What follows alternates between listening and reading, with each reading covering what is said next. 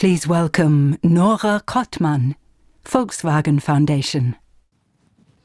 I'm Nora Kottmann, acting head of our funding team Societal Transformations at the Volkswagen Foundation, which is Germany's largest private non-profit organization supporting academic research. As we all know, our linear economic model to buy, use and discard a product is not sustainable. Resources are too scarce to be wasted. We should give products a second life when possible or use waste streams as source for materials. One of many examples where there's still a long way to go. Globally, we produce over 92 million tons of textile waste every year, but so far only 1% is recycled into new clothing.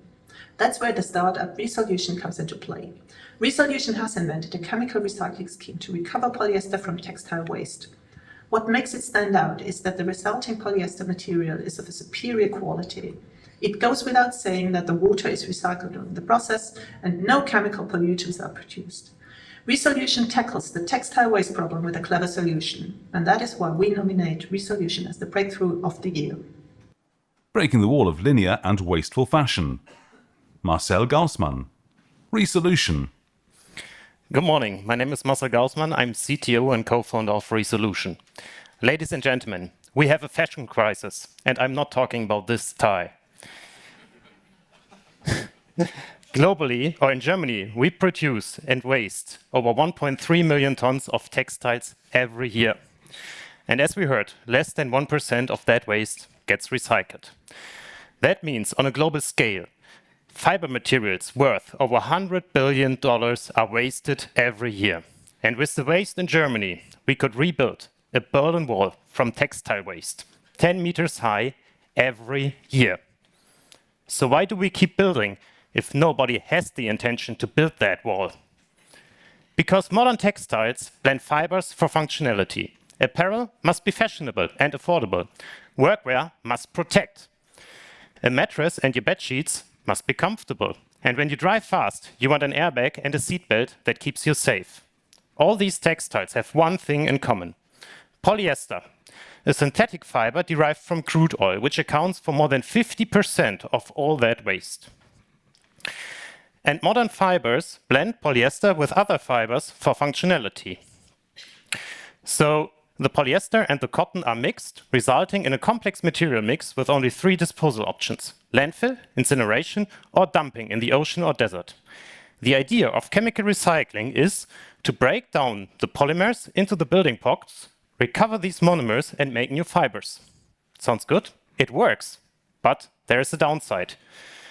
For chemical recycling, you need chemicals. They are added along the process, react, and produce mountains of chemical waste. 1 kilogram of waste per kilogram recycled product. This amount of waste prevents chemical textile recycling from scaling. And as a process engineer, I can talk hours about complex flow sheets and shortcomings of existing technologies. But for the sake of time, let's save that for later. Just remember, our innovation is to do chemical recycling without adding chemicals. We have developed and patented an electrochemical crystallization process where we utilize electrochemical water splitting to produce protons which shoot into the solution and trigger the crystallization of terephthalic acid. This allows us to recover the monomers without adding chemicals and recycle without making waste. So what are the benefits?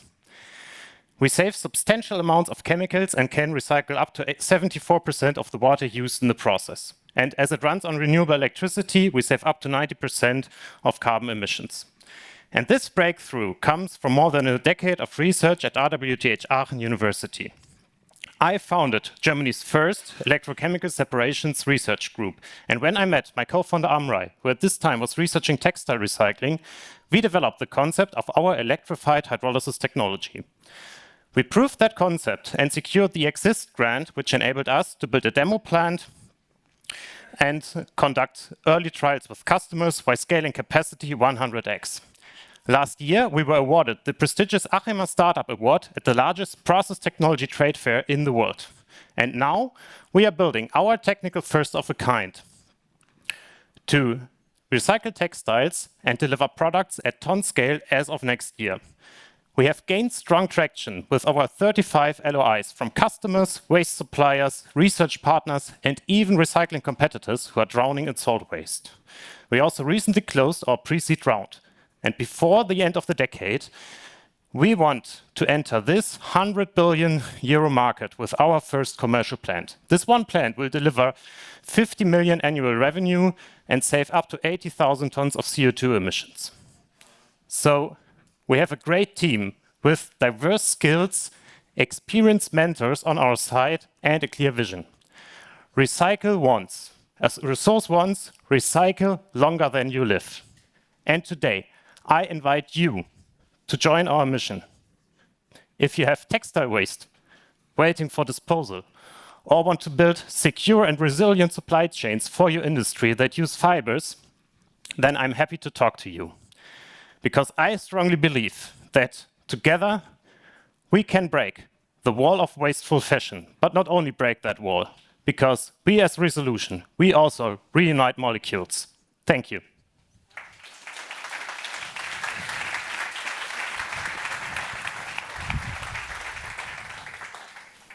I'm recycling. I still need that. No, don't worry. I'm not going to steal it from you. We are ready for the question. Oh, no, we have a remark for once. Oh, you want a question? Okay, I think you were the first one, second one, third one. He was... Oh, I'm sorry, I didn't see you, Iris, please. If you were the first one, ladies first. Please, can we have Iris first? Thank you. Thanks for your attention and help. How does your process deal with contaminations like dye or cotton or anything else, really? This is one of our strengths. So we have a water-based chemistry where we break apart everything what's in the textile and then we remove all these impurities. So we can remove dyes, we can remove pigments, we, for example, recover titanium dioxide, which is commonly used as a pigment in textiles. So yeah, we eventually get products which are of virgin quality. Next question, please. Very interesting. It's essentially acidic hydrolysis. Do you recover the diol as well, or do you have elimination products? I have to correct one thing. It's not acidic, it's alkaline hydrolysis, but we also can separate the dyes, and depending on the dye nature, some of the dyes are degraded, and then we recover them as a side stream, and some are not affected by the chemistry, and those actually can be recovered. So we once got a nice blue powder, which could be directly fed back into the PET. Yeah. Cyriac, who's the next? Your competitors are probably not other recyclers, but actually landfills and other current technologies that are terrible. So what are you, how are you comparing in the cost compared to those? And how do you intend to get paid? So currently the textile waste disposal industry works that if you want to dispose textile waste, you have to pay approximately 100 to 200 euros, depending on the kind of textile waste, to the landfill operators. And if I could get textile and as a recycling company be paid 100 euros to receive that, I would be happy. I would even take it for free. So it would make more sense if you have textile waste to give it to us compared to the landfill. Inga would be the next. Oh, sorry. Yeah, sorry. I was the first one. Thank you. Did you manage to secure the exclusive IP license for US, China, and Europe? And if yes, like, what are the terms? Sure. So we have built 3 layers of protection to our IP and also to our business. The first layer, of course, are patents. We have patents in the core markets for textile production, also in the Chinese, European, and US market. Patents are filed. And we then have proprietary equipment, which we operate and build. And of course, we add some trade secrets because you know how to operate a chemical plant. There's more about that than you can read from a patent. So this time we have Inga. Going back to the question of price, so where do your customer produce? So do you have to ship your output to Asia, for example, and how does this play into the price comparison?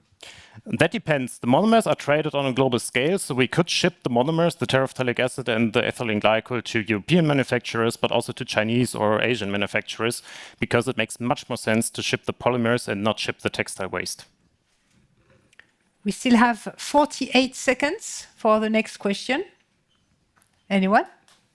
Everything is clear? Over there. Yeah. 36 seconds. Thanks. Looks great. Wanted to ask about the what is the electricity demand and how do you account for the emissions from electricity generation? Great. If we have renewable electricity, we cut the emissions compared to the fossil route by 90%. And the electricity demand is actually surprisingly low, so approximately 2 to 3 kilowatt hours per kilogram. Wonderful. Just in time, because 10 seconds won't make it. Thank you so much. Excellent pitch.